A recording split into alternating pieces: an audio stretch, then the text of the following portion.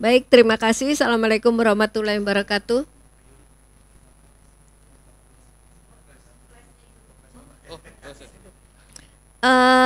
Sebelumnya mungkin saya akan perkenalkan CV yang saya terima pembicara aslinya, tapi ini semuanya orang-orang yang lebih ahli nih yang bicara nih. Jadi saya akan perkenalkan sekilas untuk topik pertama, penerapan industri beton pracetak dan prategang pada proyek perumahan dan pengalaman menggunakan e-katalog narasumbernya menjadi Bapak Dr. Yuri. Mungkin tepuk tangan untuk Pak Dr. Yuri. Kemudian untuk pembicara kedua atau topik kedua yaitu standar SKKNI pada industri beton pracetak dan prategang yang semula akan dibawakan oleh Dr. Dedi Natri Fahrizal Dediski Nazarudin, diwakilkan oleh Ibu Romi. Ibu Rani. Kita tepuk tangan untuk Ibu Rani yang cantik. Kemudian sesi ketiga, topiknya adalah capaian dan potensi penggunaan produk dalam negeri atau P3DN di Kementerian PUPR dengan narasumbernya Bapak Insinyur Nikodemus Daud MSI. Beliau adalah Direktur Kelembagaan dan Sumber Daya Konstruksi Dirjen Bina Konstruksi. Tepuk tangan untuk Pak Niko. Terima kasih. Oh, ahlinya ahli. Luar biasa. Baiklah, kita akan mulai mungkin dari pembicara pertama. Oh, baik Pak. Jadi akan dimulai dengan topik ketiga dari pembicara Bapak. Oh ya, baik Pak. Ya, silakan Pak Nikodemus. Baik, makasih Bu. Ini yang saya banggakan ini semuanya yang hadir. Teman-teman saya, saudara saya, juga di sini berdua juga teman-teman saya. Ini junior-junior saya semuanya nih. Maka saya pakai jaket biar agak beda sedikit. Teman Topi, kalau Pak Nurjaman itu saya kenalnya sudah lama sekali ya Pak ya. Tahun 2000-an kami bikin master plan termasuk gedung menteri. Dan yang hadir secara daring, Assalamualaikum warahmatullahi wabarakatuh. Selamat sore, siang, shalom, om swastiastu, namo buddhaya, salam kebajikan. Ini bahan saya banyak sekali, tapi saya tidak ngomong ini ternyata. Saya pikir-pikir kok kayaknya yang paling penting bukan itu. Bukan kita bicara mengenai capaian dan potensi, tapi bicara mengenai roadmap itu seperti apa sih. Tadi saya lihat roadmap pengembangan itu temanya. Jadi bagaimana kita bisa membuat roadmap untuk pengembangan industri pracetak prategang ini. Yang kita lihat di sini ada juga sekarang ada baja Bu. Baja dengan pracetak prategang ini sekarang bersaing. Ya. Masing-masing punya kelebihan, punya kekurangan. Nah, ini dia nih. Kalau kita bikin roadmap, maka itu mesti kita lihat dulu baja di mana kelebihan, kekurangannya apa, beton juga sama. Ya. Saya nelusuri. Kalau baja bikinnya cepat, kalau beton agak lama dari segi waktu. Dari segi harga, beton lebih murah. Ya kan? Itu kira-kira. Jadi itu yang pertama, melihat kompetitor kita itu seperti apa. Yang kedua adalah tentunya bicara supply and demand. AP3I punya berapa anggota, punya berapa supply. Setiap tahun bisa buat berapa sih? Demandnya itu selain pemerintah, swasta apalagi. Yang kedua. Kemudian yang ketiga adalah PDN versus impor. Mungkin beton tidak terlalu dampak ya. Kalau baja itu luar biasa dampaknya. Tapi di sini PDN berarti kita bicara TKDN. Memang saya lihat itu untuk yang material pracetak prategang ini sudah ada yang sampai 90% TKDN-nya. Tapi jangan lupa di dalam Perpres juga undang-undang bahkan di PP menyatakan bahwa kita harus mengutamakan 40% untuk industri kecil. Lah,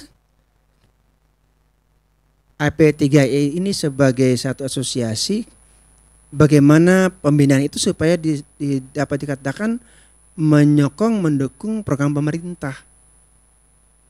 Iya. Nanti tayangan saya bisa dilihat aja, itu banyak sekali tayangan saya. Terlalu banyak Bu, jadi saya 40% ini APBN harus lari ke sana. Pemerintah. Kemudian kementerian, lembaga juga Pemda. Pasti 40% adalah ke industri kecil. Artinya di sini bahwa memang secara pekerjaan teman-teman yang ada di AP3 ini kan tidak sendiri tapi selalu lewat penyedia jasa kan, PJ. Tetapi kami sedang menyiapkan dan mudah-mudahan kalau sudah selesai disetujui akan ada pekerjaan yang sifatnya spesialis, langsung bisa menuju kepada si penyedia daripada produk itu. Contoh seperti aspal. Kalau memang nanti 80% lebih itulah pekerjaan adalah aspal, maka tunjuk saja yang aspal daripada tunjuk PJ. Ngapain tunjuk PJ? Kalau kita nunjuk ada PJ lagi dulu satu, baru dia kontrak dengan produk aspal kan sama saja, ada 2 kali kena pajak. Sama juga yang kita bicara mengenai beton ini. Kalau beton ini lewat PJ baru masuk ke anggotanya AP3I 2 kali juga alirannya. Ya. Kemudian tadi masuk pada persyaratan dan kriteria yang sampaikan tadi mengenai apa tadi 40%, kemudian pembinaan terhadap industri kecil tadi. Kemudian juga tentunya harus dipastikan mereka semua yang kecil ini mereka itu binaan kita yang sudah siap juga untuk bisa bersaing. Maksudnya begini, saya ke lapangan dan saya lihat bahwa yang kecil-kecil ini banyak yang mereka itu belum siap untuk berkontrak Bu. Pak, maksudnya gimana Bu tidak siap berkontrak? Ada yang mereka itu tidak mengerti mengenai katalog. Ada yang tidak paham mengenai TKDN. Nah kalau begitu bagaimana tugas daripada asosiasi? Ya membina mereka. Kemudian harga dan supply ini menarik. Karena selalu saya sampaikan nih Pak Nurjaman kepada semua asosiasi, penawaran itu adalah harganya tergantung pada rantai pasok. Harus demikian sebenarnya. Yang terjadi terbalik. Penyedia nawar dulu, sudah dapat kontrak baru datang ini. Saya punya sekian sih, sanggup gak? Kan gitu kan? Tolong. Berkali-kali saya ketemu mereka. Pak, mintanya segitu, penawaran segitulah. Lah kalian kok mau? Tuh, benar gak? Mereka sampai kemarin di acara Gapensi sampaikan oleh Presiden langsung, jangan itu menawar di bawah 80%. Sampai pengukuhan Gapensi. Tetapi yang terjadi adalah pengen menang. Dibantinglah harga itu menang, datanglah ke anggota AP3I. Saya punya segini, sanggup nggak? Oh sanggup, selesai sudah. Jadi apa yang dikorbankan? Yes. Ini tolong. Harusnya Bu Elvi, Pak Dudung sebagai ketua, Dudungnya ketua lah. Iya enggak, karena saya sering sudah berteman lama sama Pak Dudung jadi ketemu Bu Elvi. Itu tolong kendalikan anggotanya. Pada saat penawaran mestinya kan minta dukungan kan. Lah, kalau sudah memberikan dukungan itu, baliknya tidak sama kok mau gitu loh. Ini bukan hanya saya ngomong P3, saya ngomong semuanya Bu. AP3I ngomong ketemu sama Aspal Buton, sama Aspal, saya baca, saya sampaikan semua sama. Karena pada prinsipnya penawaran itu harusnya mengikuti harga rantai pasok. Itu prinsip saya pegang. Tidak mungkin satu penawaran itu bisa mengerjakan kalau harga rantai pasok itu berbeda. Tidak mungkin dia. Tadi harga ya. Ini kalau roadmap biar saya ngomong yang penting-penting dibahas nanti ini tugasnya kembali pada berdua ini untuk bisa dibuat dalam satu roadmap yang baik ini. Kemudian woi Sosul saya datang saya kan, saya kasih tugas jadinya. Nanti saya akan cek lagi, sudah jadi belum roadmapnya. Kemudian survei kepada semua anggota tadi itu, mereka yang mereka bisa produksi itu apa saja jenisnya. Dan hati-hati, jenis itu kembali ke awal, supply and demand. Yang mereka buat itu sebenarnya diperlukan atau tidak. Jangan sampai kita model yang kemarin-kemarin, kita bikin A yang diperlukan B, bikin C perlukan D. Akhirnya nggak laku. Kan kasihan ya. Survei ini akan menentukan kebutuhan daripada demand yang ada di Indonesia, baik swasta maupun dari pemerintah, yang kemudian asosiasi bisa untuk menggait anggotanya, buat yang seperti ini loh. Yang dibutuhkan tuh seperti ini. Sehingga mereka yakin bahwa mereka buat dan itu akan laku. Itu yang keempat. Saya cukup 5 aja Bu. Gak banyak-banyak saya kok. Terakhir yang kelima. Yang kelima ini adalah sudah masuk pada pelayanan. Nah, saran saya kepada semua anggota APT dan semua yang bisa produksi Pracetak Partegang, yaitu bersainglah dalam pelayanan. Jangan bersaing di harga. Ya, ini saran saya. Kalau bersaing di harga, makin lama makin berat nanti asosiasi. Akhirnya apa? Masing-masing banding-bandingan kan? Rusak kita. Nah, harga ini kembali saya coba sampaikan bahwa yang kita jaga itu adalah harga-harga pabrik sebenarnya. Bersaing mana? Deliverynya siapa lebih cepat sampai. Siapa yang sampainya tidak ada kerusakan. Itulah yang kita persaingkan. Jadi artinya apa? Nanti ke depan yang mempunyai banyak depot lah yang akan mampu untuk bersaing. Kan begitu jadinya. Kalau pesan di si A dia itu nyampainya 5 hari, di B 2 hari, pasti pesan di si B 2 hari dong. Ngapain 5 hari? Inilah yang saya kira menjadi catatan saya, cukup 5, jangan lama-lama. Kalau 5 kenapa saya 5? Karena saya suka panca. Pancasila. Demikian saya kira sekalian. Terima kasih. Wassalamualaikum warahmatullahi wabarakatuh. Mungkin sekali lagi tepuk tangan untuk Pak Niko yang keras. Oke, nah Pak Niko masih punya waktu kalau ada yang mau bertanya. Oke, karena mungkin waktu Pak Niko terbatas, jadi untuk pertanyaan khusus Pak Niko langsung sekarang kalau ada yang pertanyaan dari yang hadir di sini ada?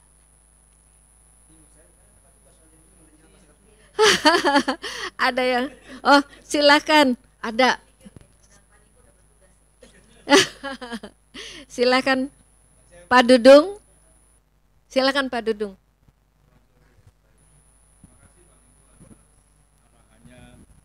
Dengan apa ya? Panca, kita sebut apa nih Pak? Panca Prikes atau gimana?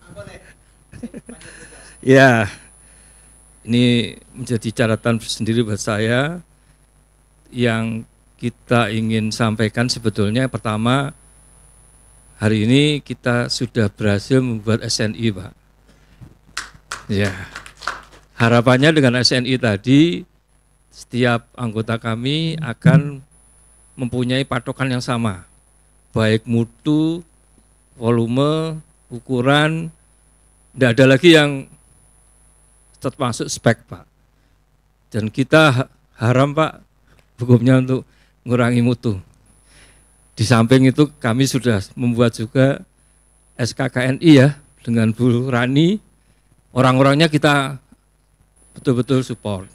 Nah, kaitannya dengan rencana Bapak tadi, kami ingin nagih Pak sebetulnya. Kebetulan Oktober ini kami menyusun RKAP, Pak.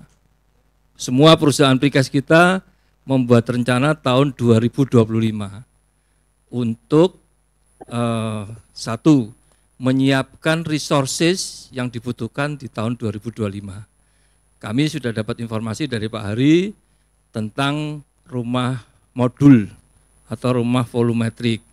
Tapi yang dari PUPR nanti mohon arahannya, sehingga kami juga kalau bisa memenuhi seperti yang permintaan Bapak waktu itu SNI ya, kemudian SIH, kami juga sudah siapin SIH Pak. Jadi selain memproduksi mutunya bagus, ramah lingkungan, berkelanjutan. Dan tentunya kaitannya dengan nomor 4 ya Pak kalau nggak salah ya. Tolong ditayangkan tadi Mbak yang nomor 4. Itu mengenai menaikkan kapasitas produksi, Pak. Kita lagi godok digital transfer. Jadi digital transformation itu adalah memindahkan sistem produksi dari tadinya konvensional yang biasanya dicor di lapangan, bikin packaging, kita pabrikkan, Pak. Dan kita sistemasi pabrikasi dengan cepat. Tapi ada komanya, Pak. Kalau istilahnya minimum produk, Pak.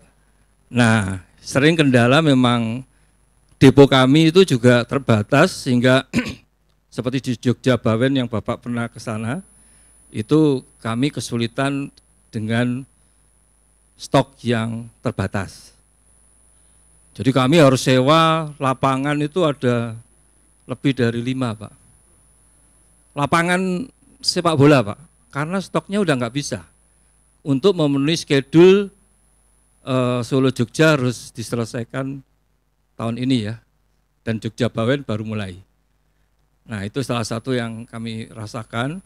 Untuk itu mohon masukannya ini Pak Andias, Pak Niko, rencana 2025 itu kira-kira berapa sih?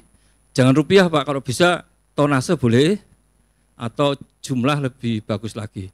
Saya kira itu Pak, terima kasih Pak Niko. Kasih. Ini namanya gayung bersambut Bu.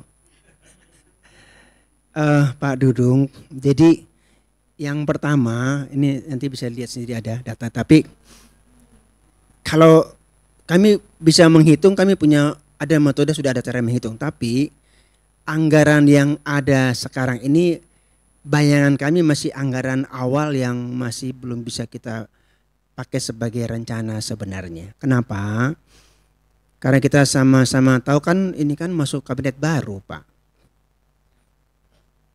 Maka tidak mungkin anggaran itu ada semua, tidak mungkin Pak. Pasti disiapkan juga nanti menteri yang baru bisa untuk nyusun lagi program. Maka anggaran yang ada ini itu adalah hanya memang kalau bayangan saya selama dari tahun 2010 ya, 2019, 10 tahun ke belakang 2014 sampai sekarang ini kita kan hampir tiap tahun di atas 100 triliun kan, setiap tahun. Sekarang saya cuma sekitar 75 triliun kan saya, total kita, jadi masih jauh daripada itu. Kami sudah punya, kami cara ngitung juga ada, bisa lihat sendiri tidak apa-apa, tapi itu saya katakan tadi, ini masih sifatnya sementara. Ya nanti akan dibahas lagi nanti di DPR di Oktober tentunya. Sampai November kira-kira, Oktober di menteri yang lama, kemudian selesai nanti penetapan dulu. Kan ada pelantikan menteri di Oktober Pak. Presiden dulu baru menteri, mungkin November paling lambat menteri, sebulan setelah itu.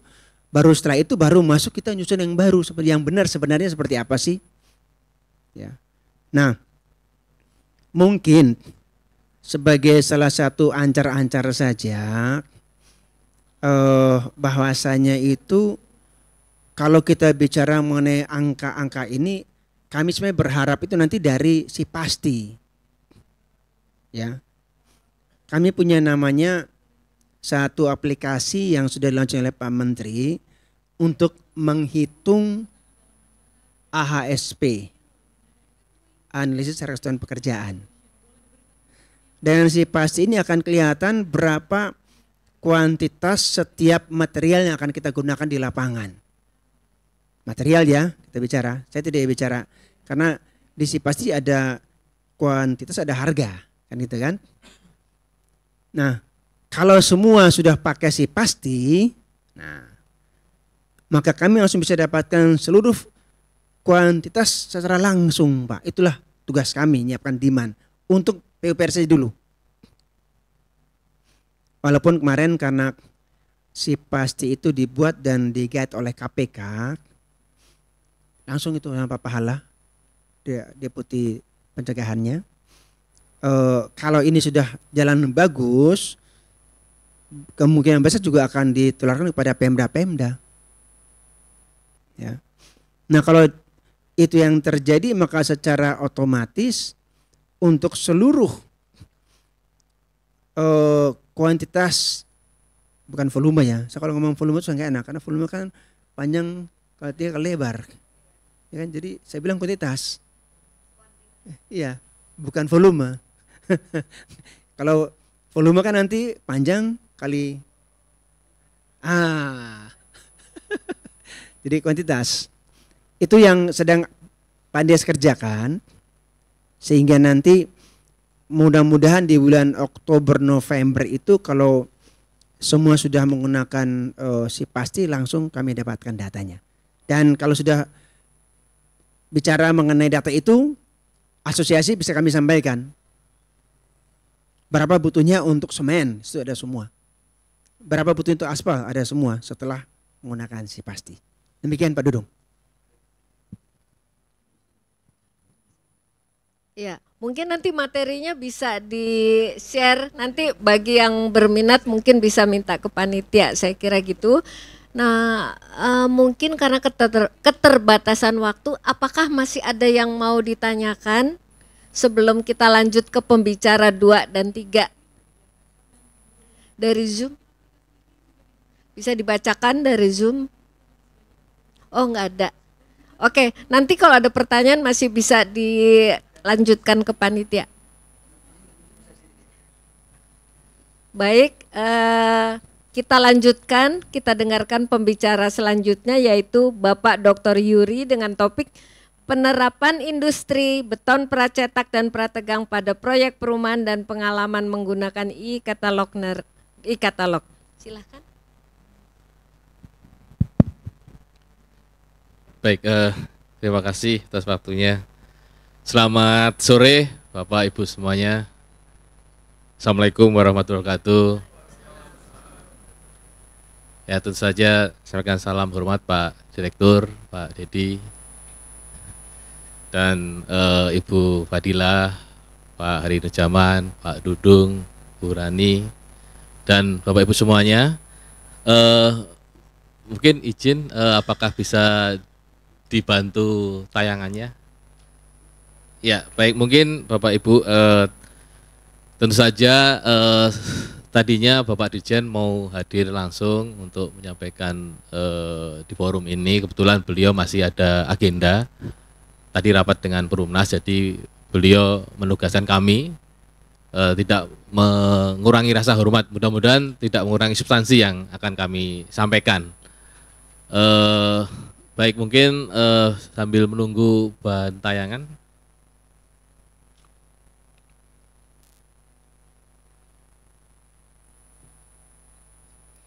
Baik, mungkin pada sesi ini kami akan membagikan informasi ya, lebih ke apa yang sudah kami kerjakan terkait dengan penerapan industri beton pracetak dan prategang pada proyek perumahan dan pengalaman penggunaan e-katalog. Ini memang hal yang baru bagi kami juga dalam pengadaannya melalui e-katalog. Mudah-mudahan materi yang diberikan panitia ini nanti bisa kami sampaikan di paparan ini. Lanjut.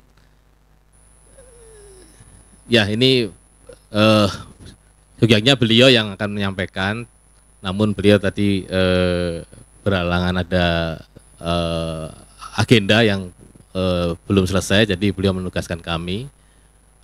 Baik, lanjut. Ya, Bapak Ibu, kami diberikan 5 poin ini dari panitia, mudah-mudahan ini bisa kami sampaikan. Pertama, terkait dengan penerapan industri beton pracetak dan prategang pada proyek perumahan. Kemudian potensi penggunaan sistem modular untuk proyek perumahan. Kemudian data demand untuk beton pracetak dan prategang, ini penting juga. Jadi kami sampaikan kebutuhan sebenarnya ya, ini lebih ke kebutuhan terhadap pracetak untuk pembangunan perumahan. Kemudian poin 4 ini hal baru, pengalaman menggunakan e-katalog. Jadi bangunan belanjanya seperti menggunakan e-commerce gitu ya. Ini juga kemarin tantangan kami untuk menyelesaikannya dan sudah berjalan 1 tahun, alhamdulillah. Kemudian 3 mungkin terkait dengan isu pembangunan 3 juta rumah tapak dan regulasinya. Baik, mungkin pertama terkait penerapan industri beton pracetak. Lanjut. Ya, tentu saja dalam menerapkan pracetak atau sistem modular ini tentu saja kami melihat manfaat ya, aspek manfaat. Jadi kalau di Direktorat Jenderal Perumahan itu dalam penerapan pracetak ini ada bangunan yang terkait dengan perumahan, bangunan rumah susun dan rumah khusus ya. Jadi yang melaksanakan pembangunan di Direktorat Teknis ini ada Direktorat Rumah Susun dan Direktorat Rumah Khusus. Tentu saja manfaatnya pertama kita melihat dari anggaran, pasti ini ada efisiensi di dalamnya kalau kita menggunakan modular. Kemudian kemudahan dalam menyesuaikan kondisi lahan. Dengan modular ini pastinya kita akan lebih fleksibel dalam penyesuaian, misalnya kondisi lahan berkontur, kemudian geometrik luasan dan sebagainya. Dan juga fleksibilitas dalam unitnya, ya, ini kan juga nanti terkait dengan jumlah penghuni. Karena tadi memang kami sedang mendorong pracetak ini volumetrik gitu ya. Jadi dengan unit yang sudah kita desain sebagai unit hunian, ini kita tinggal membangun sesuai dengan kebutuhan. Kemudian percepatan tentu saja, percepatan karena melihat dari penganggaran sendiri kami terbatas tahun anggaran. Jadi harus selesai ada 1 tahun, bahkan memang kalau lebih dari 1 tahun kita pasti akan merencanakan multi-years kontrak. Kemudian yang penting juga terkait mutu. Jadi kami ini membangun di seluruh Indonesia gitu ya. Kadang kita terkendala terkait dengan pengendalian mutu, terutama di daerah-daerah yang remote. Ya. Rumah susun itu kadang tidak dibangun hanya di perkotaan, namun juga kadang dibangun di daerah pinggiran gitu ya, yang mana itu daerah akses yang sulit gitu ya. Nah ini kita bayangkan bahwa kalau kita membangun di daerah akses sulit, bagaimana kita mengirim semen ke sana, mengirim besi ke sana gitu ya. Jadi ini ada kendala terkait dengan lokasi karena kami ditugaskan untuk membangun seluruh wilayah. Kemudian kita juga mendorong pengembangan teknologi. Jadi selalu kita lihat inovasi-inovasi apa saja yang berkembang di pasar dan itu apakah bisa mendukung dalam upaya percepatan pembangunan perumahan. Lanjut. Ya, Bapak Ibu, kami sudah menerapkan ya pembangunan perumahan dari teknologi pracetak baik rumah susun maupun rumah tapak. Rumah khusus ini rumah tapak ya, rumah satu lantai. Jadi ada di Provinsi Kaltim, Sulut, Sulawesi Selatan, Jawa Barat, dan DKI. Ya, ini memperlihatkan bahwa kita sampai membangun di pelosok ya, sampai Sulawesi bahkan mungkin Papua ya. Kemudian rumah tapak. Nah, rumah tapak ini biasanya terkait dengan penanggulangan rekonstruksi pasca bencana. Jadi perlu ada kecepatan di sana. Jadi terkait dengan penanggulangan bencana, ada beberapa lokasi yang pernah terjadi bencana.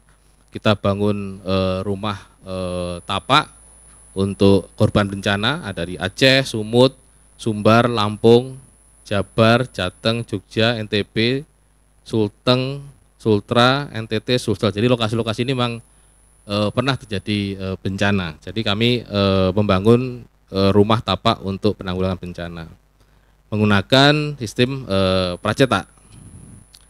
Baik, dan juga lanjut untuk mendukung pembangunan di IKN. Jadi dalam menyediakan rumah bagi pekerja industri, kemarin kami juga menerapkan sistem modular. Kalau boleh saya sebut di sini sistemnya flat pack yang sudah kami terapkan di IKN untuk hunian pekerja konstruksi. Tentu saja ini kemarin kami pilih teknologi ini untuk mempercepat pembangunan, karena di sana tentu saja pekerja ini harus kita berikan fasilitas di dalam hunian. Ini tentu saja kita mempertimbangkan terkait dengan bagaimana shipment-nya, instalasinya, join-nya, dan kemudian dinding pengisinya, yaitu menggunakan panel. Jadi ada, kalau komponennya ada sistem rangka dan ada sistem pengisinya. Lanjut. Kemudian ada beberapa teknologi lain yang kami terapkan seperti mockbox. Ini juga tipikalnya sama. Materialnya menggunakan baja. Dan ini juga diterapkan untuk hunian pekerja industri. Lanjut. Ini yang sudah kami bangun di KN. Jadi di KN ini untuk HPK 1 kita sudah membangun 10 tower. Kemudian untuk HPK 2 6 tower. Dan juga hunian-hunian yang memang sifatnya dibutuhkan untuk segera, misalnya hunian modular untuk prajurit TNI. Jadi kita menggunakan teknologi-teknologi yang memang harus dibutuhkan kecepatan untuk dalam bangunannya. Lanjut. Kemudian teknologi yang sudah kita terapkan untuk rumah tapak, ada sistem RISA yang sebenarnya sudah lama kami terapkan di sini.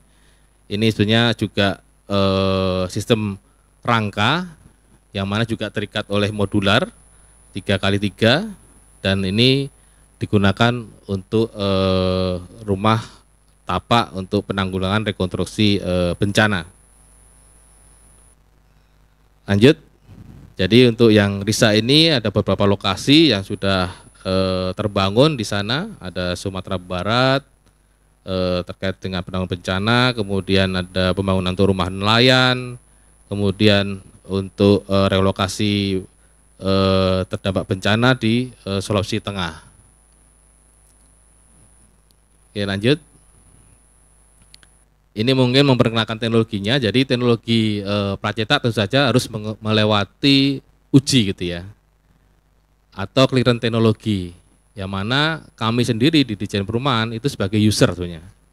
Jadi kalau ada inovasi yang berkembang, kebetulan kalau yang teknologi ini memang berangkat dari penelitian yang dihasilkan oleh Badan Litbang PU. Namun kalau ada teknologi-teknologi di luar, kami sebenarnya sebagai user ya. Jadi user nanti teknologi ini akan kita clearance-kan dulu ke Direktorat Cipta Karya BTPP. Di situ mungkin melalui pengujian kehandalan. Jika dinyatakan handal, itu bisa direkomendasikan untuk mendukung pembangunan perumahan di kami.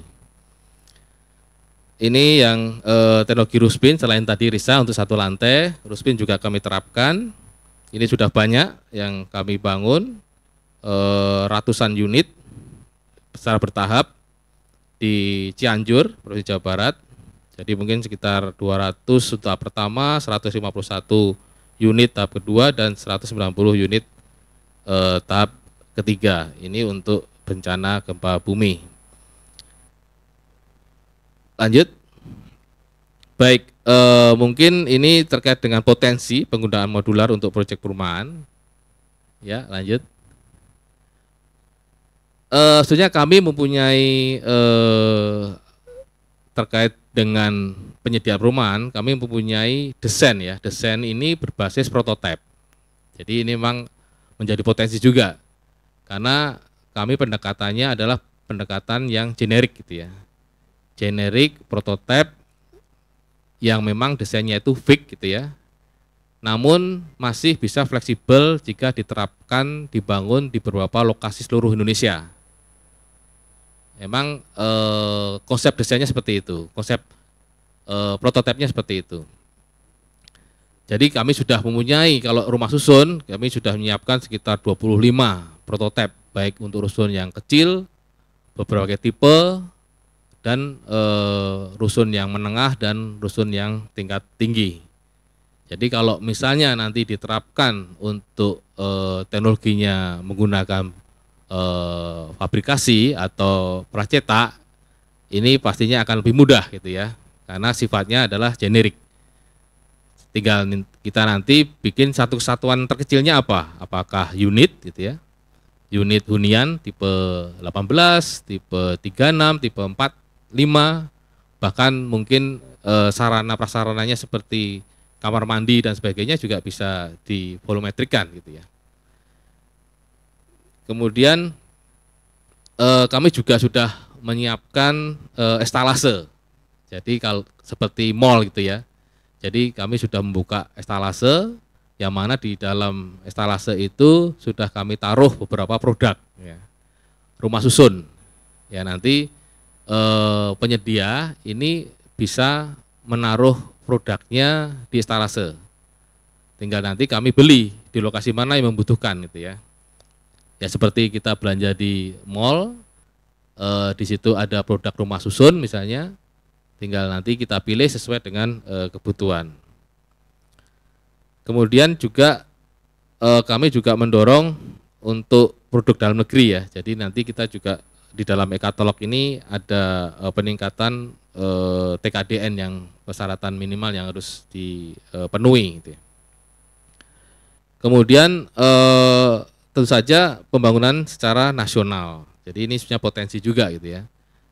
Tadi ada supply, ada demand. Jadi demand itu di kami ya. Kami tentu saja punyai tugas untuk membangun ke seluruh Indonesia.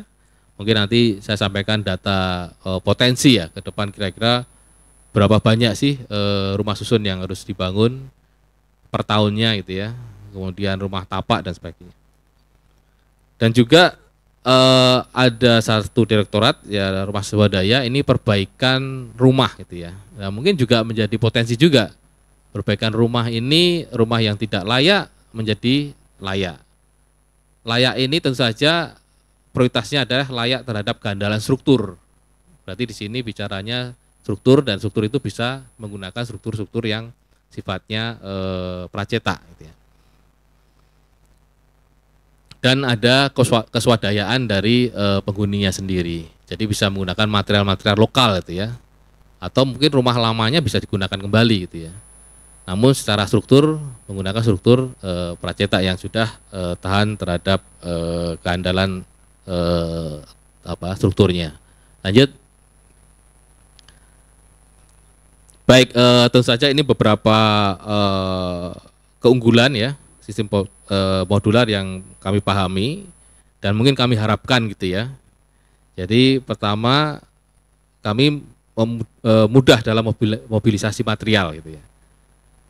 Jadi bangun di beberapa pelosok, prinsipnya kami dimudahkan dalam mobilisasi material. Kemudian kami juga mendapatkan efisiensi waktu. karena tadi pembangunannya terikat oleh tahun anggaran. Dan tentu saja biaya yang lebih rendah, mutu yang konsisten. Kemudian fleksibilitas desain, jadi nanti kalau terkait dengan pengembangan desain pracetak harus lebih fleksibel. Kemudian tentu saja mengurangi limbah, mengurangi kebutuhan material dan energi di lokasi. Dan ini kita kadang melihat hanya pada saat konstruksi, padahal yang penting itu operasional gitu ya. Jadi bagaimana teknologi pracetak itu juga nantinya pada saat operasional juga ada rendah dalam perawatan, pemeliharaan gitu ya. Sampai ke sana harusnya desainnya. Kemudian juga mengurangi potensi gangguan-gangguan di lokasi. Lanjut. Ya Bapak Ibu, sebenarnya ada beberapa tantangan ya untuk modular di proyek perumahan. Yang pertama itu desain. Jadi tadi desain ini tentu saja bisa lebih fleksibel, walaupun generik, namun bisa fleksibel dalam penerapan di lapangan. Karena juga kita pasti dihadapkan oleh keterbatasan modul ya, modul terkecilnya yang akan nanti dibangun seperti apa yang bisa kita gunakan untuk baik pembangunan rumah tapak maupun rumah susun. Kemudian poin 2, lemahnya pengendalian mutu. Nah, ini pengalaman, jadi sebenarnya kalau di perumahan pembangunan pracetak ini sudah lama, sejak tahun 2005 gitu ya Pak Hari ya. Ini Pak Hari selalu mengawal kami terkait mutu, jadi kendalanya itu mutu waktu pelaksanaan gitu ya. Mungkin sistemnya bagus ya, diuji di laboratorium sudah sesuai, handal. Namun delivery di lapangannya ini yang lemah gitu ya. Ini salah satu contoh pengalaman Bapak Ibu.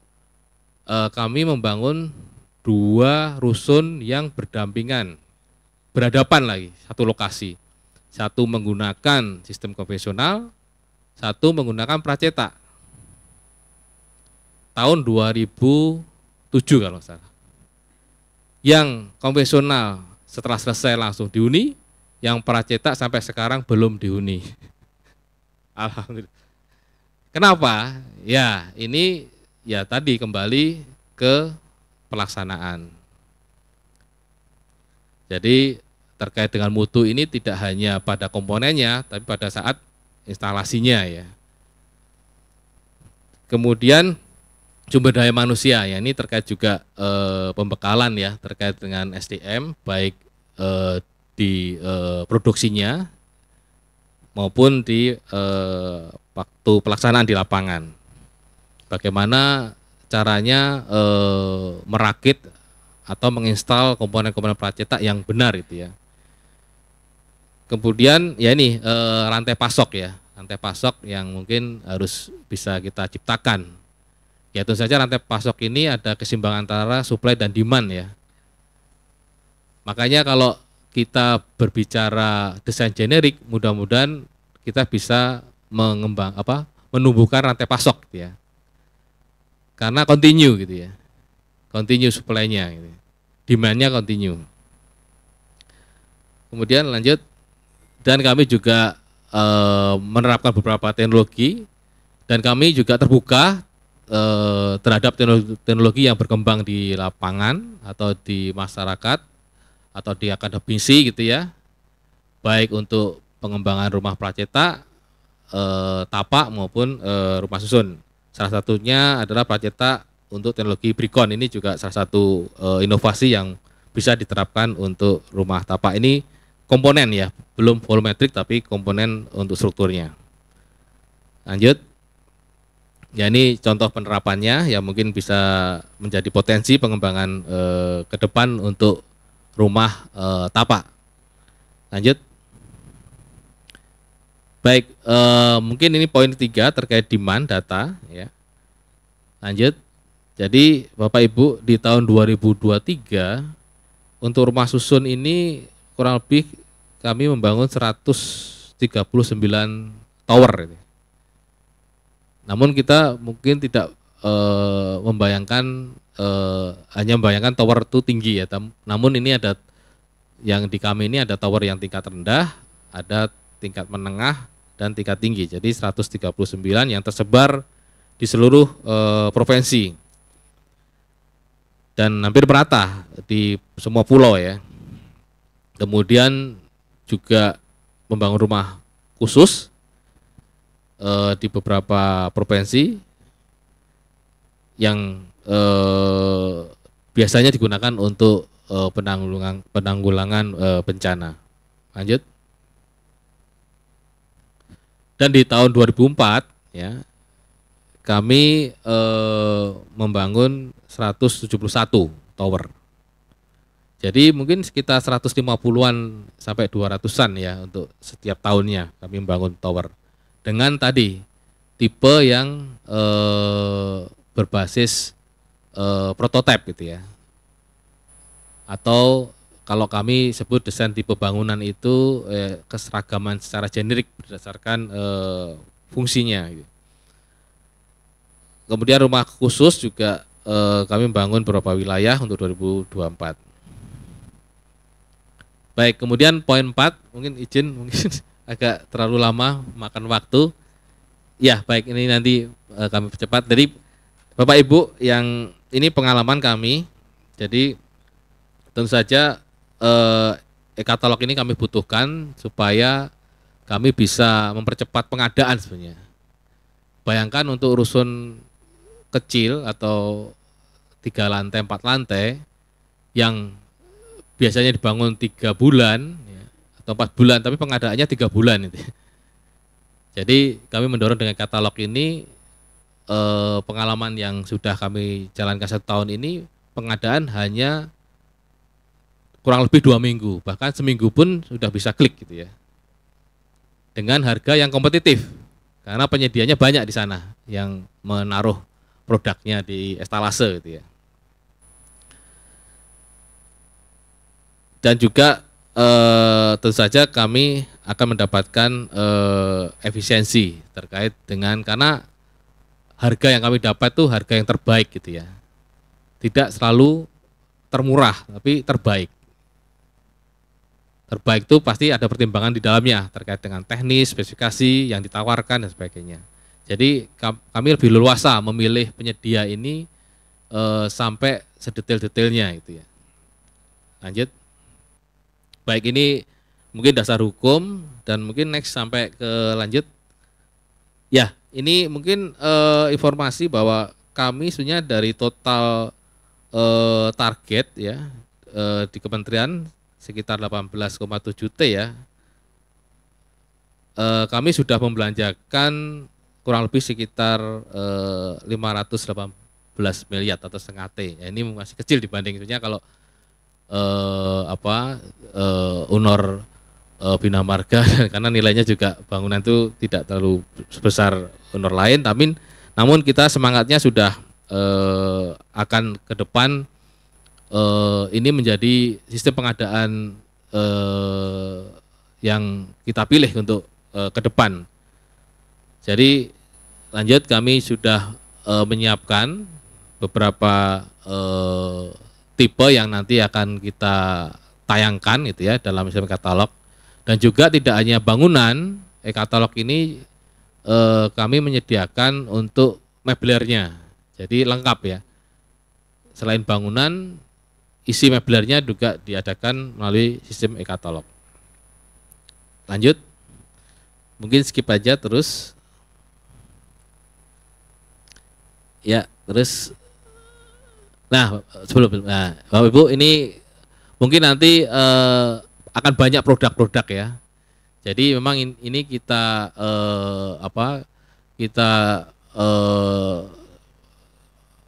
misalnya terkait dengan produk-produk ini ada yang bangunan untuk rusun tingkat rendah, tingkat tinggi dan tingkat sedang gitu ya. Dan kami memberi nama-nama yang mungkin ini nama yang baik gitu ya. Memang kami awalnya mendapatkan tantangan yang cukup besar karena pastinya kita terikat oleh kategori gitu ya. Jadi kategori yang sudah fix gitu ya. Karena kan sifat e-katalog ini continue dan bisa diikat oleh satu kesatuan. Oke, lanjut. Nah, ini contoh bangunan yang kemarin kita belanjakan melalui sistem katalog. Secara umum kami mendapatkan kualitas yang lebih baik. Karena selama ini kami dapatkan penyedia dari proses pengadaan di BPJK yang biasanya harga terendah ya. Namun kalau ini kan kita dapatkan harga terbaik. Jadi harga terbaik ini tentu saja juga akan mempengaruhi mutu ya. Dan di sini tanggung jawab penuhnya di BPK. Ya. Jadi selain mempunyai tanggung jawab juga mempunyai resiko yang cukup tinggi. Namun makanya BPK dengan timnya sangat jeli di dalam memilih penyedia. Harapannya ke depan ada iklim kompetisi yang sehat lah ya. Kalau dilihat mutunya lebih baik daripada yang ini. Baik, mungkin lanjut. Ini mungkin terakhir ya, Ibu mohon izin. Mungkin ini terkait isu. Langsung saja ke isu strategis. Ya, ini kami dihadapkan gap ya. Pertama terkait dengan akses rumah layak huni terjangkau dan berkelanjutan. Jadi kata kuncinya bagaimana menyediakan hunian perumahan yang terjangkau dan berkelanjutan. Kemudian kita dihadapkan terkait dengan disparitas wilayah. Jadi ini juga terkait dengan kesenjangan antar wilayah nanti mempengaruhi biaya. Jika dengan adanya rantai pasok, otomatis nanti kesenjangan terkait biaya ini bisa diperkecil. Kemudian kita masih dihadapkan di perkotaan rumah kumuh ya. Nah ini juga kita tantangan untuk perbaikan perumahan dan pemukiman ke depan. Baik Bapak Ibu, ini mungkin slide terakhir. Jadi ini ada tantangan yang mungkin yang akan kami hadapi. Yang pertama tentu saja terkait dengan data. Kami membutuhkan real demand data. Ya. Real demand data, kami sudah mengembangkan sistem data, basis data yang baik terkait dengan kebutuhan. Kemudian isu perumahan ini adalah lahan sebenarnya, kesediaan lahan. Kita membangun rusun ini tentu saja harapannya juga memberikan efisiensi lahan ya, terutama di perkotaan. Kemudian keterjangkauan terkait dengan daya beli rumah, semakin kita bisa mengefisiensikan terkait dengan konstruksi, tentu saja harga akan bisa lebih efisien. Kemudian perlu ada stakeholder yang terkait, pemerintah daerah ini perannya harus bisa ditingkatkan. Kemudian mungkin kita perlu ada satu transisi gitu ya. Kalau perumahan ini biasanya secara sistem mungkin bisa sewa dulu gitu ya. Paling tidak masyarakat tuh bisa menghuni secara layak dulu dengan sewa, kemudian bisa dialihkan secara beli gitu ya. Baik, mungkin itu saja Bapak Ibu yang bisa kami sampaikan. Mudah-mudahan apa yang tadi sampaikan bisa memberikan informasi kepada Bapak Ibu semuanya. Baik, mungkin demikian saya kembalikan ke Ibu moderator. Terima kasih. Assalamualaikum warahmatullahi wabarakatuh. Terima kasih Pak. Kita lanjut dulu ke pembicara selanjutnya. Jadi pertanyaannya nanti sekaligus. Topik yang terakhir yaitu capaian standar SKKNI pada industri beton pracetak dan prategang. Silakan Bu Rani. Baik, mohon izin Pak Direktur, kami menyampaikan materi. Izin Pak Dudung, Pak Hari. Assalamualaikum warahmatullahi wabarakatuh. Shalom, Om Swastiastu, Namo Buddhaya, selamat sore dan salam sejahtera untuk kita semua.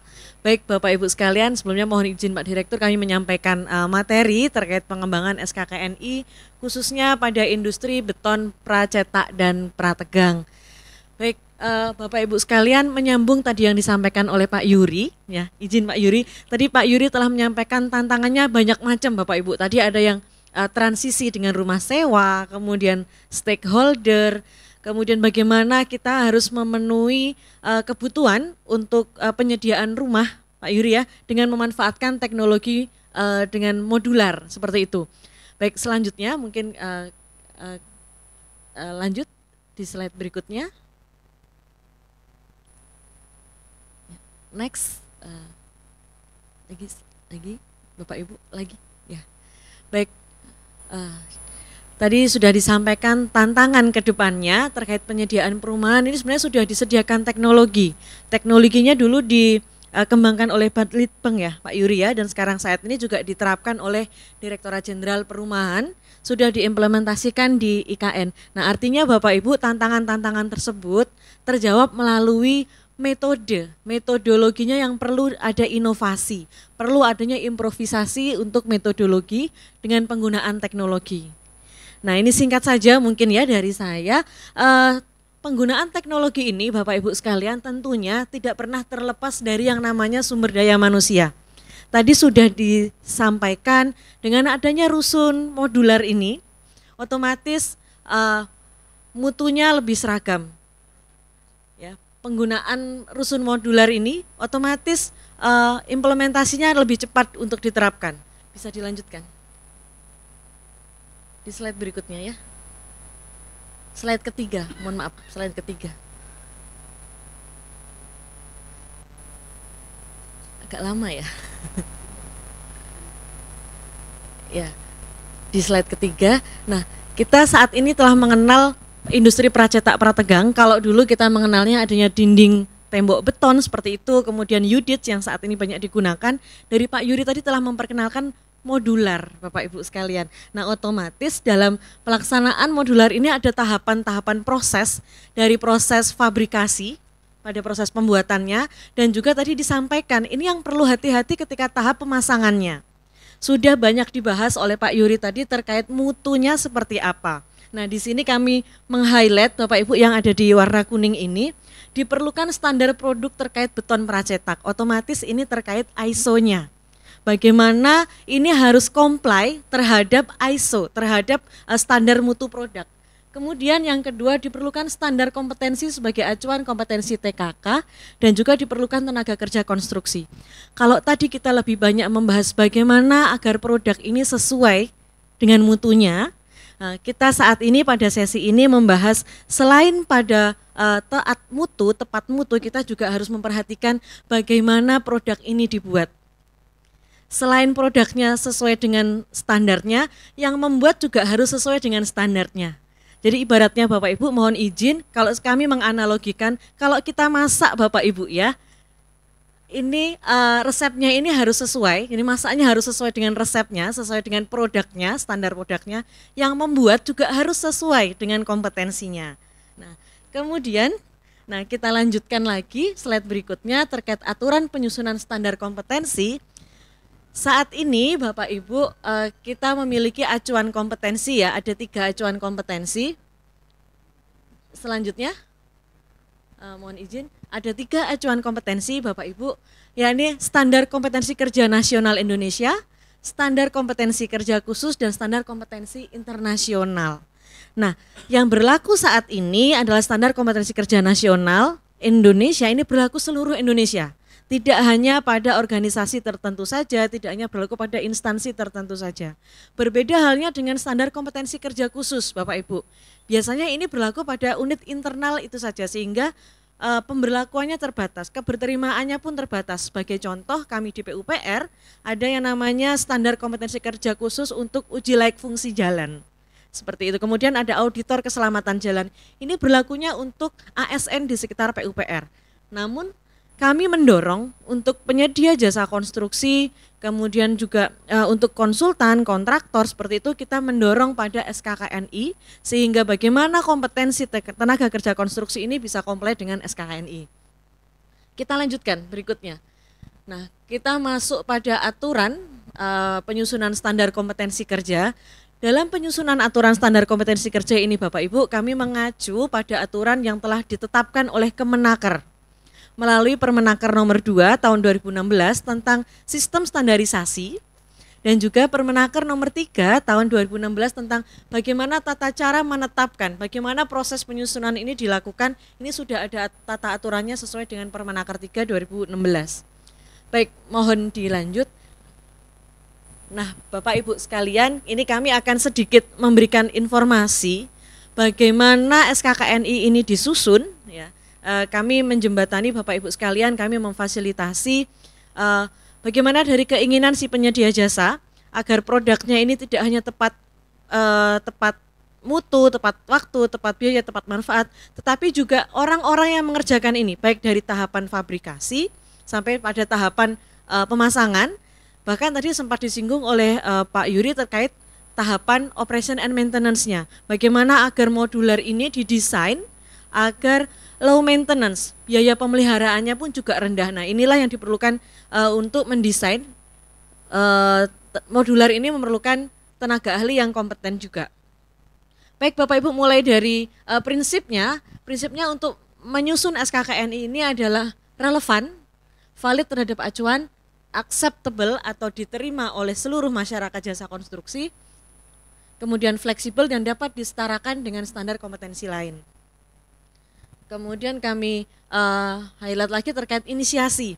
Jadi Bapak Ibu yang selama ini dipahami oleh asosiasi maupun dipahami oleh masyarakat jasa konstruksi baik praktisi maupun akademisi, SKKNI ini disusun oleh pemerintah. Yang menginisiasi ini adalah asosiasi profesi juga bisa. Jadi paradigma yang ada saat ini SKKNI yang nyusun pemerintah, tapi tidak seperti itu Bapak Ibu. Berdasarkan Permenaker, inisiasi pengembangan SKKNI ini juga dapat diinisiasi oleh asosiasi profesi. Sehingga mohon izin Pak Dudung, Pak Hari dan tim ini juga bisa menginisiasi bagaimana SKKNI ini disusun dengan melihat kebutuhan tenaga kerja apa saja ini yang dibutuhkan dalam proses pembuatan mendukung rumah-rumah dengan metode modular ini. Kemudian terkait perumusan verifikasi dan validasi, otomatis ini kita memverifikasi dan validasi ini agar aspek keberterimaan ini bisa diterima oleh seluruh masyarakat, maka ini kita memerlukan konvensi dan prakonvensi dengan kerjasama dengan seluruh masyarakat jasa konstruksi. Oke, kemudian ini ditetapkan oleh Kementerian Ketenagakerjaan. Kita lanjutkan, mungkin ini saya singkat saja. Sebelum ini di proses kaji ulang. Baik Bapak Ibu, di dalam aturan Kemenaker ya, Permenaker 2 2016 ada aturan terkait pelaksanaan kaji ulang. Nah, sebenarnya apa sih pelaksanaan kaji ulang ini? Bagaimana kita melakukan pembaruan terhadap SKKNI yang sudah lama, SKKNI yang sudah lebih dari masa berlakunya. Di dalam Permenaker 3 2016 kita setidaknya dalam waktu 5 tahun kita melakukan pembaruan terhadap SKKNI ini. Nah, bagaimana persyaratan untuk kaji ulang tersebut jika terdapat perubahan ilmu pengetahuan? Nah, ini terkait dengan substansinya ada yang berubah, metodenya berubah, mungkin teknologinya juga berubah. Kemudian perubahan lingkungan atau perubahan persyaratan kerja, SOP secara keseluruhan ini berubah. Sebagai contoh dengan adanya bangunan gedung hijau, sustainability dari bangunan tersebut juga harus diperhatikan, sehingga ini merubah bagaimana metode dalam proses pembangunan ini dilaksanakan.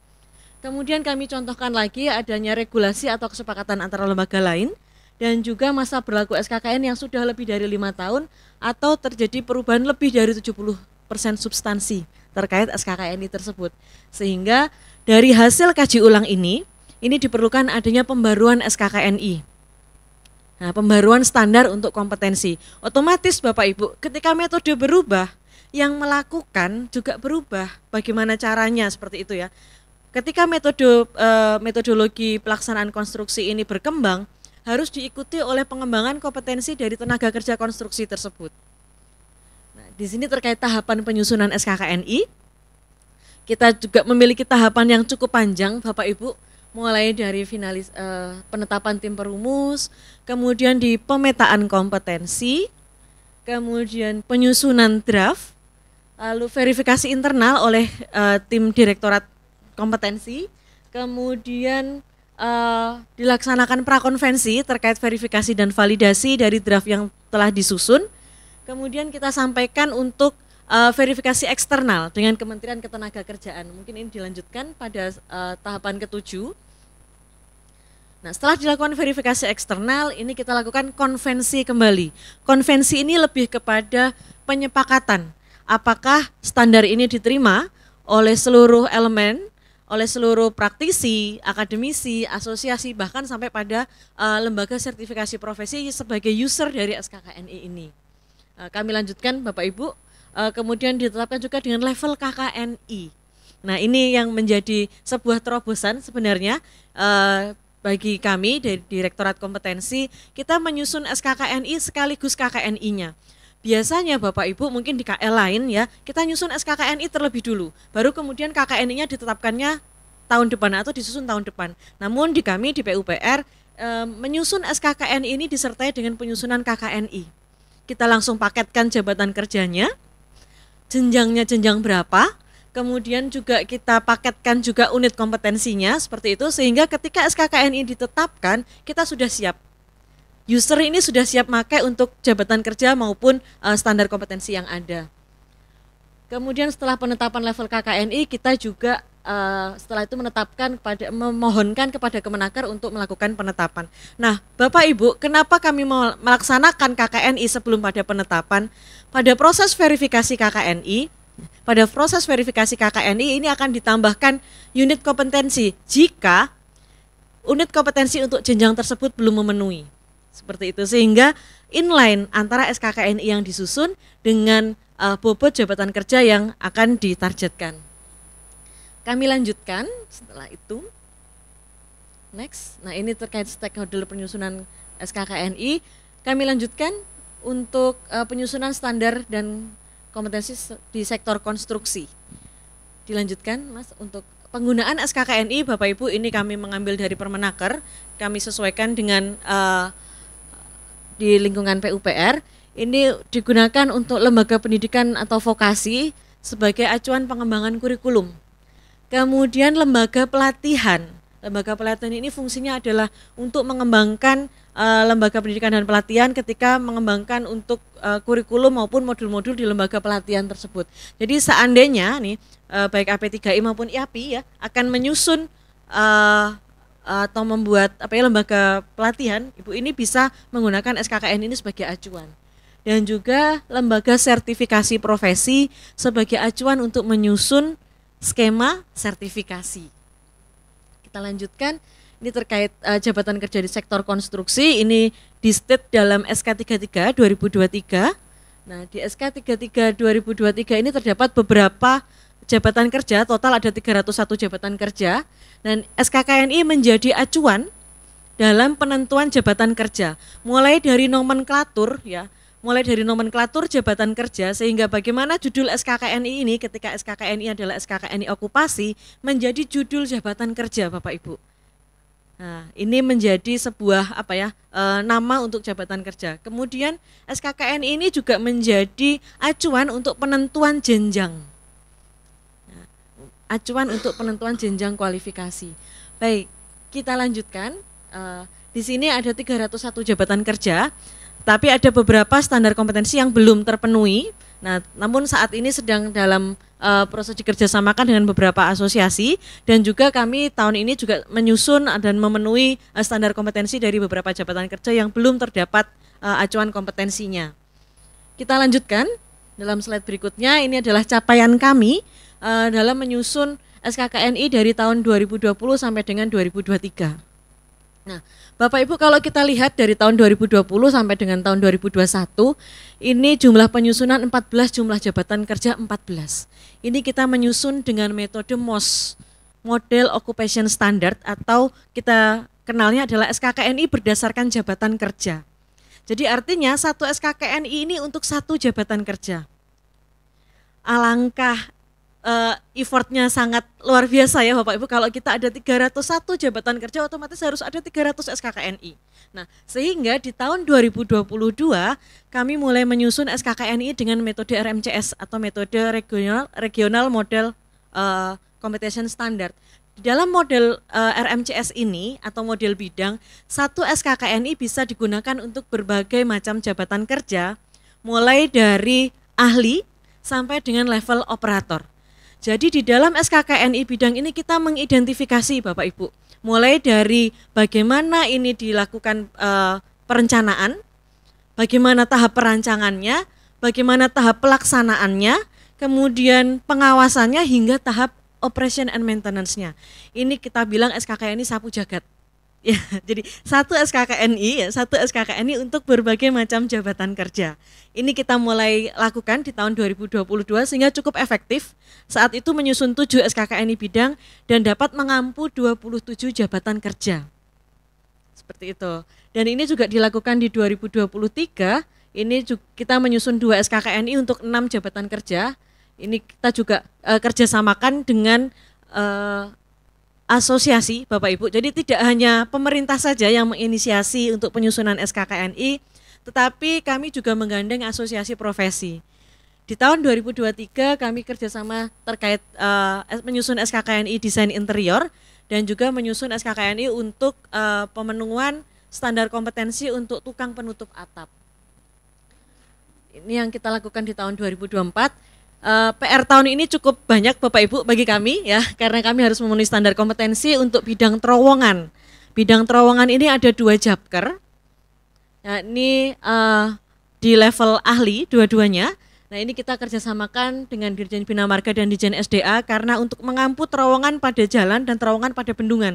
Sehingga pemilik substansi ini kami menggandeng Direktorat Jenderal Bina Marga, Bintek Bina Marga dan juga Bintek SDA. Nah ini sifatnya adalah kaji ulang dari SKKNI 2016. Kemudian SKKNI bidang air minum, ini SKKNI bidang air minum ini cukup banyak jabatan kerjanya. Di sini ada kita mengampu untuk 3 Japker, jadi beberapa SKKNI kita kaji ulang sehingga disederhanakan menjadi 3 jabatan kerja. Ini sifatnya juga melakukan kaji ulang dan pembaruan ruang lingkup akibat adanya impres atau dari presiden ya terkait air minum. Nah sehingga seorang ahli teknik air minum tidak hanya mendesain untuk bangunan air minumnya saja Bapak Ibu, tetapi juga dia bisa mendesain bagaimana dimensi pada pipanya hingga air minum ini bisa digunakan. Nah, ini adanya perubahan ruang lingkup sehingga ini perlu dilakukan kaji ulang. Kemudian terkait bidang arsitektur, ini ada 5 jabatan kerja dalam 1 SKKNI. Nah, ini SKKNI-nya cukup lama, dari tahun 2009, 2016, ini kita kaji ulang, kita lebur dalam 1 SKKNI untuk 5 jabatan kerja. Seperti itu.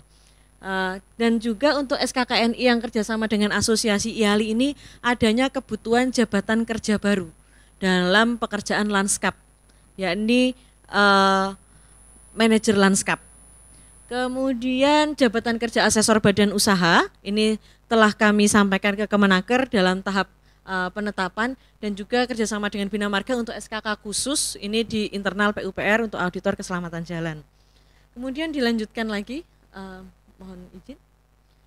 Kemudian bagaimana kita menjawab tantangan untuk pemenuhan standar kompetensi kerja tersebut, kita merubah pola penyusunan. Yang semula penyusunannya adalah berdasarkan jabatan kerja, kita merubah menjadi bidang sehingga bisa mengampu berbagai jabatan kerja dari level ahli sampai dengan level operator. Kemudian kerjasama dengan stakeholder dan identifikasi kebutuhan jabatan kerja dan kebutuhan terhadap SKKNI. Kita mengidentifikasi, mengkonfirmasi kepada unit kerja apakah jabatan kerja ini masih dibutuhkan. Jangan sampai Bapak Ibu ketika kita sudah membuat standar kompetensi kerja ternyata ini percuma. Di lapangan tidak dibutuhkan, justru yang dibutuhkan di lapangan tidak dibuat, ini yang bahaya. Nah, kemudian berikutnya adalah sosialisasi penyusunan SKKNI. Ya, next aja. Baik, mungkin ini sedikit mengerucut pada pelaksanaan atau pengembangan SKKNI Pracetak Prategang. Nah, kalau kita bicara penggunaan SKKNI tadi, Bapak Ibu, di dalam undang-undang maupun dalam aturan turunannya, penggunaan SKKNI ini untuk sertifikasi kompetensi kerja. Kemudian untuk pelatihan dan juga ini menjadi salah satu kewenangan pemerintah pusat untuk mengembangkan standar kompetensi kerja.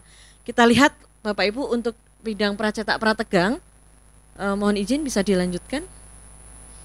Kita mengidentifikasi dan menginventarisir ada 3 SKKNI untuk bidang Pracetak Prategang. Sebenarnya bukan tidak ada Pak Dudung, tapi ini sudah ada sebelumnya, mungkin belum digunakan.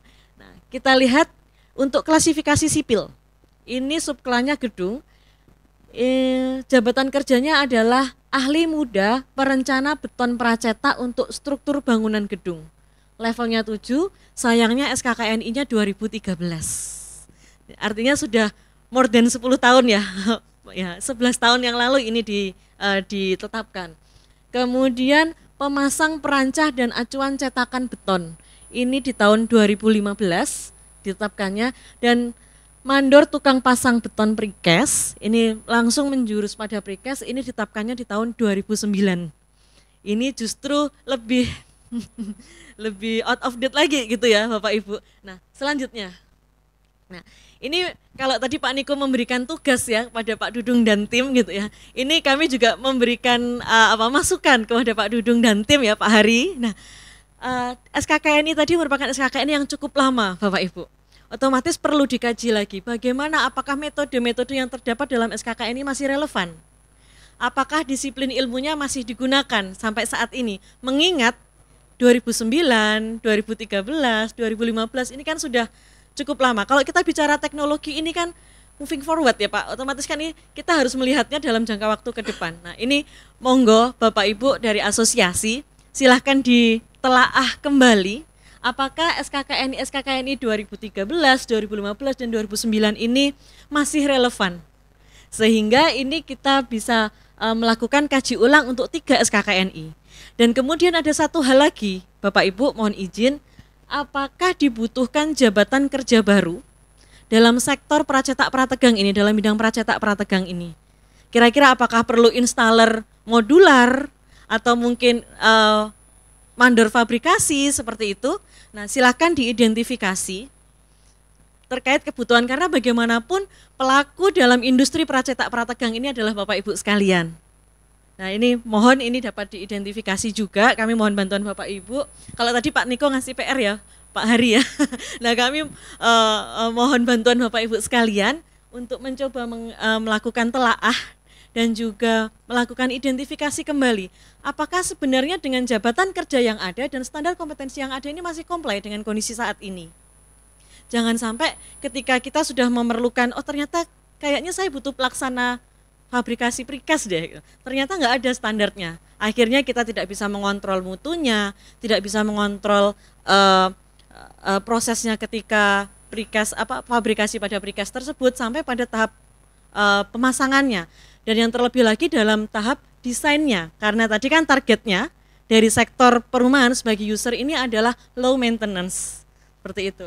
Nah, akhirnya Bapak Ibu kami coba menyimpulkan dari 3 SKKNI yang sudah cukup lama usianya ini kita coba kaji ulang dan kemudian mengidentifikasi kembali, ini kita lakukan dalam satu penyusunan SKKNI baru ya, sehingga ada kemungkinan dari SKKNI baru ini ada perubahan nama jabatan kerja, bisa jadi ada penambahan jabatan kerja atau mungkin melebur, dan kemudian bisa jadi ada penghapusan jabatan kerja karena sudah diampu oleh jabatan kerja yang lain. Karena ini kan bisa jadi tumpang tindih antara jabatan kerja yang satu dengan jabatan kerja yang lainnya, sehingga pemetaan ini perlu dilakukan dengan detail mulai dari tahap perancangan sampai dalam tahap operation and maintenance-nya. Baik, selanjutnya, nah ini tadi yang kami sampaikan, penyusunan mencakup life cycle project-nya dalam ruang lingkup pekerjaan pracetak prategang mulai tahap perancangan, fabrikasi, pengawasan saat fabrikasi maupun saat pelaksanaan, saat fabrikasi maupun saat pelaksanaan ini juga diperlukan Bapak Ibu.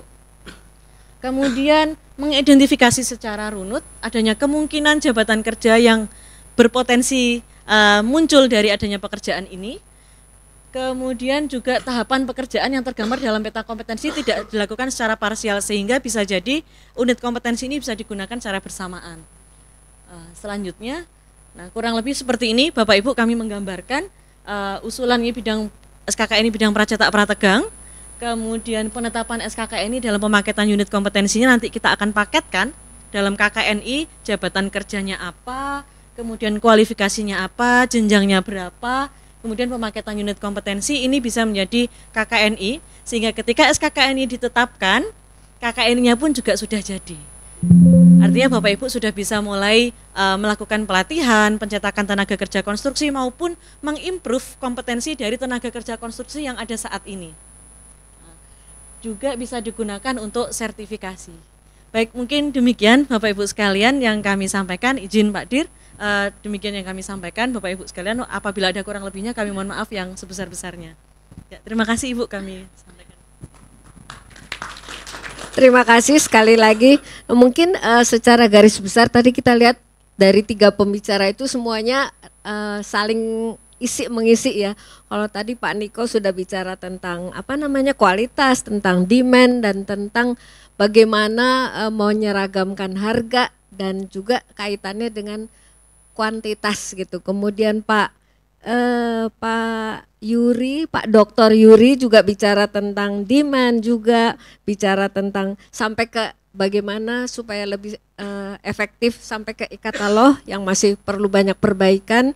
Dan terakhir juga dari Ibu Rani juga, wah luar biasa, ini bicara tentang SKKNI yang ujung-ujungnya untuk pracetak prategang tadi sudah dikupas, dan memang ternyata masih banyak yang harus diperbaiki terkait dengan apa yang dibicarakan oleh pembicara-pembicara sebelumnya. Jadi misalnya banyak pekerjaan yang tidak ada SKKN, belum ada mungkin ya, bukan. Jadi belum ada, sehingga dalam pelaksanaan di lapangan tadi terjadi seperti contoh dari Pak Yuri tadi, ada contoh perbedaan antara rumah susun konvensional dengan pracetak, mungkin itu juga karena tidak ada SKKNI-nya, kelihatannya seperti itu mungkin. Nah, untuk itu mungkin dari yang hadir di sini ada pertanyaan khusus untuk kedua pembicara terakhir. Jadi untuk Pak Dr. Yuri dan Ibu Rani, silahkan, ada yang mau bertanya atau ada yang ingin mengajukan pemikirannya? Ya, silakan Pak.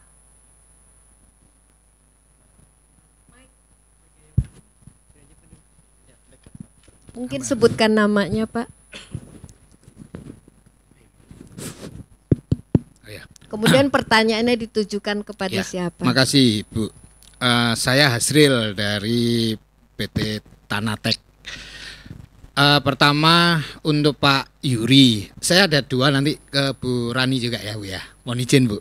Mohon izin untuk ke Pak Yuri. Pak, ini kan kita kan workshop ya, roadmap pengembangan industri beton pracetak dan prategang pada proyek konstruksi di Indonesia. Artinya kan kita workshopnya pembahasannya ke arah sana. Nah, ini terkait dengan Pak Yuri Pak. Tadi saya lihat ada program 300 juta rumah tapak nih. Sempat tampil di situ tadi ya. 3 juta rumah tapak ya programnya itu ya. Nah, itu nggak tahu itu termasuk programnya ke depan, itu kira-kira program itu ada atau tidak kan gitu ya. Terus ke depannya. Nah, ini kaitannya sama industri pracetak Pak. Setahu saya rumah tapak tadi kan ada modular ya.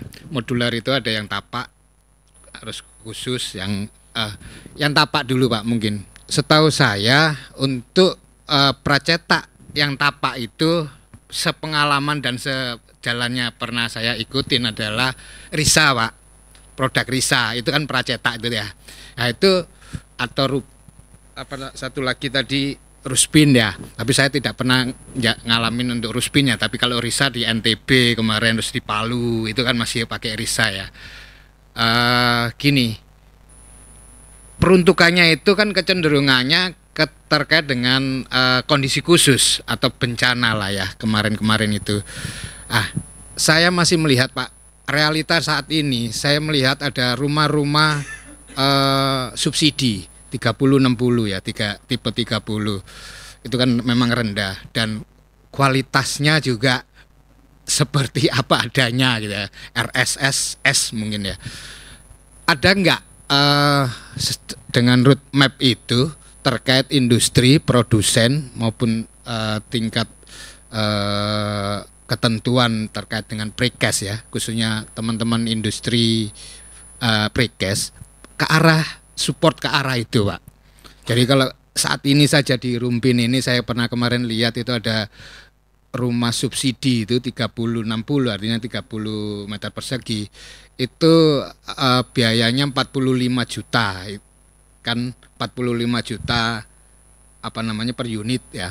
Itu sudah ada kabel dan instalasi bawahnya ya. Nah, kalau kemarin Risa saya coba pasang di NTB itu kan cuman struktur saja ya, dinding saja belum mungkin kan gitu ya. Tinggal ini pasang itu 25 juta. Nah, kira-kira belajar dari situ ada nggak pendorong untuk pemberi manfaat kepada masyarakat terkait rumah-rumah RSS itu, rumah sederhana itu, sehingga lebih banyak terwujud, tapi dikaitkan dengan industri pracetak, Pak. Melihat Risa maupun Rupin maupun tadi ada Brikon ya. Nah, Brikon itu seperti apa? Ini hanya rumah tapak, Pak, artinya satu lantai. Kemudian kalau setahu saya kalau rusun atau ruko itu kan 2 lantai, itu kan kita biasanya pakai beam kolom slab precast kan gitu ya. Nah, ini teknologi precast tapi untuk kalangan bawah. Nah, kira-kira ada nggak program ke sana, sinergi dari produsen precast kan gitu ya, dengan regulator dan ya untuk masyarakat tentunya. Itu yang pertama, Pak. Kemudian sehingga tadi ada program hunian terjangkau dan berkelanjutan ya, Pak ya. Nah, mungkin seperti itu, mungkin ada kaitannya. Kemudian yang kedua, Pak, untuk yang modular khusus gitu ya. Tadi disampaikan di IKN disebutkan selain Mobox ya. Saya pengalaman satu lagi yang flat pack, Pak. Flat pack itu biasanya kemarin saya pengalaman pakainya itu di Konawe dan Morowali untuk tambang, pekerjaan tambang. Itu bisa sampai 4 lantai ya. Tapi perasaan saya itu bukan precast konkret ya sebetulnya. Itu kan modul-modul nggak tahu semacam PVC atau apa gitu ya. Ini dorongan lagi, Pak, untuk roadmap pengembangan beton pracetak. Ada nggak teman-teman dari produsen ini terkait, Pak? Mohon maaf, mohon izin Pak Hari Nurzaman juga ada detail desain-desain yang bisa mengantisipasi itu, karena sebetulnya saya agak ragu juga ya. Flat pack itu sebetulnya produk Indonesia sudah ada belum, Pak ya? Nggak tahu. Itu kayaknya saya dulu di Konawe dan Morowali itu impor dari Cina. Bagaimana dengan TKDN-nya kan gitu ya? Bagaimana dengan TKDN-nya? Artinya kalau itu bisa ada program ke arah sana, bisa dimasukkan dalam roadmap ini. Berapa tahun ke depan atau seperti apa? Nah, itu saja mungkin Pak Yuri. Kalau Bu Rani nih mohon izin, tadi titik akhirnya dari SKNNI tadi kan ada kebutuhan pelatihan maupun sertifikasi kan itu ya. Nah, apa implikasinya atau aplikasinya dalam kedepannya ini? Karena setahu saya dulu di orang ready mix maupun precast, saya nggak pernah dapat pelatihan dan sertifikasi dengan terhadap keahlian-keahlian itu. Artinya ini ada satu SKNNI gitu ya. Aplikasinya apa? Ada regulator apa? Terus harus bagaimana terhadap produsen atau perusahaan yang menggunakan tenaga ahli kan gitu ya? Atau pasti diisi oleh pelatihan-pelatihan juga ya. Nah, itu aja mungkin yang bisa saya sampaikan. Terima kasih banyak, mohon maaf. Baik, terima kasih Pak Asril, pertanyaannya luar biasa. Tetapi mungkin karena waktu ini masih ada sesi 2, masih ada lagi sesi 3. Jadi mungkin silakan dijawab dengan mungkin jawaban yang lebih to the point. Silakan. Baik, makasih Bu. Mudah-mudahan bisa menjawab dengan padat, singkat dan jelas. Baik, mungkin Pak Asril dari Tanatek, makasih Pak pertanyaannya. Jadi tadi ada program ya 3 juta rumah. Memang sekarang ini sebelumnya kan 1 juta rumah ya. Ternyata 1 juta rumah itu juga belum memenuhi target, Pak. Jadi kita tingkatkan 3 juta rumah. Nah, 3 juta rumah itu lebih ke mendorong untuk mengejar angka backlog yang masih tinggi. Nah, ini backlog ini kan bisa berupa backlog layak huni maupun backlog milik gitu ya. Nah, sebenarnya kan ya angka 3 juta itu lebih memberikan bahwa kita masih punya target yang cukup besar gitu ya, dorongan. Nah, tentu saja dari Direktorat Jenderal Perumahan terkait dengan angka 3 juta pastinya tidak selalu membangun sejumlah 3 juta. Tapi dengan regulasi atau dorongan atau enabler kebijakan supaya bisa membuat iklim terkait dengan kemudahan-kemudahan dalam memberikan hunian yang layak bagi masyarakat, terutama untuk pengembang gitu ya, dengan program-program bantuan seperti LPPP dan sebagainya. Dan terkait dengan penggunaan teknologi, nah kita juga masih coba mendorong pembangunan perumahan yang LPPP itu juga menggunakan teknologi yang pracetak itu, Pak. dari dulu kita juga mendorong RISA bisa menggunakan skema yang FPP, bantuan subsidi dan sebagainya. Harapannya kita bisa mengendalikan mutu dan bisa mengembangkan sektor industri terutama untuk kalangan menengah ya, sektor menengah. Jadi dan juga dari dulu kita juga membina aplikator-aplikator produsen dan juga bahkan SKKNI-nya untuk yang teknologi riset juga ada juga ya Bu ya. Sudah ada ya, SKKNI juga ada dan mungkin teknologi lain juga perlu dibikin SKKNI-nya. Kemudian yang modular mobok saya belum tahu Pak apakah ada produk yang dalam negeri ya. Tapi kemarin maksudnya dalam negeri kemarin kita lihat terkait dengan produsennya TKD-nya cukup tinggi. Jadi memang produsen produknya itu sudah mulai penilaian TKDN yang cukup tinggi. Harapannya Pak untuk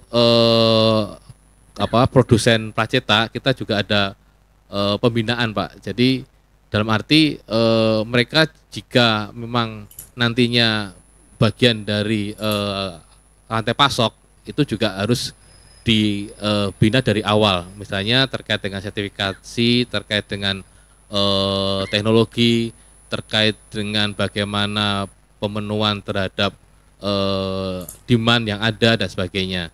Jadi harapannya iklim pracetak ini tidak hanya produsen yang besar, namun produsen yang kecil pun juga harus bisa ikut ya, terlibat gitu ya. Harapannya ke depan seperti itu Pak Asdil. Mungkin itu, mohon maaf nanti kalau perlu diskusi lebih lanjut bisa setelah ini Pak. Ya. Bu silakan. Baik, izin Bapak, kami kembalikan lagi sebenarnya pertanyaan ini pada fungsi dari SKKNI tersebut. Kalau kita lihat fungsi SKKNI ini kan untuk menjamin ya Bapak ya, untuk menjamin bahwa seorang tenaga kerja konstruksi ini bisa memenuhi standar kompetensinya. Tadi saya sampaikan ini seorang TKK harus comply, harus memenuhi standar kompetensinya. Nah, SKKNI ini digunakan untuk pelatihan dan juga untuk sertifikasi. Nah, kalau tadi Bapak menyampaikan, kok sepanjang umur saya berkiprah di Prikes kok nggak pernah dapat pelatihan seperti itu. Nah, ini Pak fungsinya untuk SKKN ini kita rumuskan untuk pelatihan, makanya ini menjadi tugas lagi bagi Pak Dudung. Bagaimana Pak Dudung dan tim, bagaimana agar asosiasi ini bisa mengampu anggotanya sehingga bisa memberikan pelatihan-pelatihan kepada anggotanya berdasarkan SKKNI yang ada. Kita rumuskan berdasarkan SKKN yang ada ini bagaimana silabusnya, bagaimana materinya, bagaimana kurikulumnya. Kemudian setelah dilakukan pelatihan, endingnya adalah pada sertifikasi. Kalau tadi kami sampaikan, untuk menghasilkan sesuatu produk yang berkualitas, otomatis yang membuat harus bersertifikat Pak. Ini adalah salah satu bentuk jaminan produk ini dibuat sesuai dengan SOP-nya dan yang membuat produk ini sesuai dengan standar kompetensinya. Nah, disinilah kita mengenal Undang-Undang 2. Kalau Undang-Undang 2 kami sampaikan ini adalah rohnya jasa konstruksi, kita kembalikan lagi pada kitohnya ya. Seorang tenaga kerja konstruksi ini harus bersertifikat. Dan ada apple to apple antara kewajiban bagi pengguna dan kewajiban bagi penyedia. Artinya ketika seseorang ini sudah bersertifikat, dia juga bisa dipekerjakan dan juga jadi pengguna jasa ini bisa mempekerjakan tenaga kerja konstruksi bersertifikat. Efeknya apa Pak? Implikasinya apa? Ini cukup panjang. SKKNI ini di hulu, ya. Ini adalah sebuah standar. Implikasi kedepannya adalah untuk pelatihan, peningkatan kompetensi, dan juga untuk sertifikasi. Bagaimana dengan tukang yang ada saat ini? Sebenarnya seperti itu ya. Dengan adanya SKKNI bidang pracetak prategang ini, tukang yang ada saat ini bisa terimprove. Jadi ketika mereka sudah punya pengetahuan tentang bagaimana masang bata, bagaimana masang istilahnya ya, membuat adukan semen seperti itu, dengan adanya SKKNI ini mereka punya pengetahuan, dilatih sesuai dengan SKKNI-nya sehingga mereka punya pengetahuan terkait bagaimana melakukan pabrikasi atau pada proses pemasangan ini bisa menggunakan teknologi modular ini. Artinya dari seseorang tersebut dia bisa improve pengetahuannya, juga bisa ada nilai plus dari sertifikasi yang dia miliki. Kurang lebih seperti itu. Izin, di sini ada Pak Direktur, mungkin Pak Direktur mau memberikan gong dari pertanyaan jawaban ini. Ya, boleh Bapak. Sertifikasi itu siapa yang punya otoritas untuk mengeluarkan sertifikasi? Oke. Bukan. Artinya Ya. Lembaga mana gitu ya? atau asosiasi bisa. Oke. Karena saya juga di pengurus asosiasi perusahaan beton Oke. arah situ. Baik. Soalnya kemarin itu kita mau bikin di asosiasi ngeluarin sertifikat untuk menguatkan komunitas dan membernya gitu ya. Nah, itu seperti apa? Oke. Siap. Baik Bapak, ini menjawab pertanyaan Bapak ini sesuai dengan PP 14 Bapak. Ini sudah ada aturannya, bahkan aturan ini pada level PP untuk penerbit dari sertifikasi kompetensi kerja ini adalah lembaga sertifikasi profesi. Nah, lembaga sertifikasi ini lembaga sertifikasi yang seperti apa? Dia yang sudah direkomendasi oleh LPJK. Ya, jadi LSP-nya ini yang sudah direkomendasi oleh LPJK dan sudah dilisensi oleh BNSP. Lalu siapa yang membentuk dari LSP ini? Pintunya ada 2 Pak. Pintu pertama dari lembaga pendidikan dan pelatihan. Ini buat SMK, Politeknik, perguruan tinggi dan juga lembaga pelatihan dari asosiasi profesi ini bisa membentuk. Atau dari asosiasi profesi itu sendiri. Jadi asosiasi profesi ini terakreditasi lebih dulu melalui LPJK, kemudian bisa membentuk LSP. Seperti itu. Ini sudah ada tata cara secara rinci ada dalam PP 14 beserta aturan turunannya. Demikian Bapak. Terima kasih, Bu. Ya, siap. Pak, mau menambahkan Pak?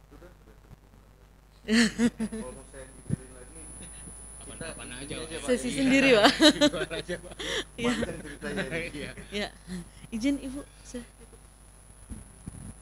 Ya mungkin begitu, nanti mungkin ada pembicara di sesi-sesi selanjutnya, ada Pak Hari dan ada Pak Dudung yang akan bicara, mungkin akan lebih mengarah gitu saya kira. Untuk sesi yang ini dari Zoom ada yang mau bertanya, mungkin 1 orang ya, mohon dibacakan, bisa dibacakan pertanyaannya.